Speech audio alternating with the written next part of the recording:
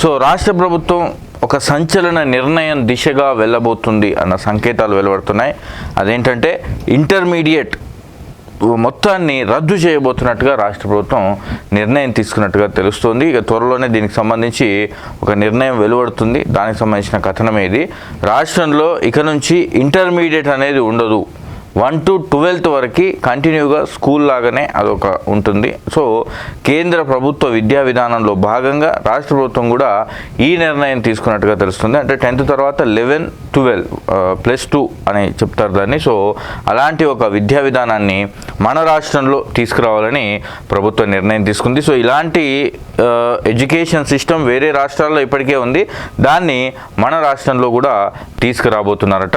ఇక ఇంటర్ ఎత్తివేత వచ్చే ఏడాది నుంచి రాష్ట్రంలో 5+3+3+4 విద్యా విధానం. నేషనల్ ఎడ్యుకేషన్ పాలసీ అమలుకు రాష్ట్ర సర్కార్ చర్యలు. ఇప్పటికే పలు రాష్ట్రాల్లో అమలు. తాజాగా ఎన్ఈపిపై రిపోర్టు కోరిన కేబినెట్ సబ్ కమిటీ. అమలైతే 5వ తరగతి దాకా మాతృభాషలోనే చదువులు. ఇంటర్ రద్దుతో కార్పొరేట్ కాలేజీలకు చెక్.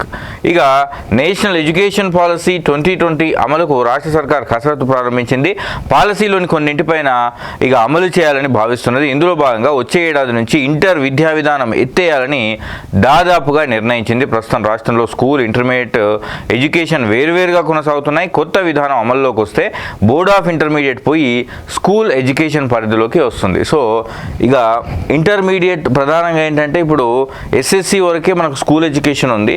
ఆ తర్వాత ఇంటర్మీడియట్లోకి వెళ్తున్నాం. ఇంటర్మీడియట్ బోర్డు అనేది ఒకటి సపరేట్గా ఉంది. సో ఈ విద్యా విధానం వల్ల చాలా ఒక కార్పొరేట్ దందాలాగా నడుస్తుంది. మనం చూస్తున్నాం 2 పెద్ద కాలేజీలు, శ్రీ చైతన్య నారాయణ అనే పేరు మీద వచ్చే ఈ 2 కాలేజీలు ఈ రాష్ట్రంలో ఎంత పెద్ద విద్యా సంబంధిత అరాచకానికి తెరదీసినాయో మనం చూసినాం.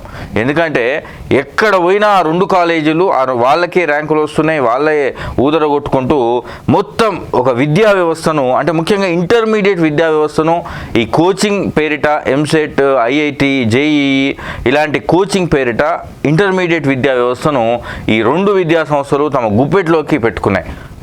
శ్రీ చైతన్య నారాయణ అనేవి మనకు తరచుగా వినిపించే పేర్లు. వీటితో పాటుగా చాలా కార్పొరేట్ కాలేజీలు ఉన్నాయి. ఇవన్నీ కూడా తమ గుప్పిట్లోకి ఇంటర్మీడియట్ని తీసుకొచ్చాయి. దీంతో విద్యా వ్యవస్థ బస్టుపట్టిపోతుంది.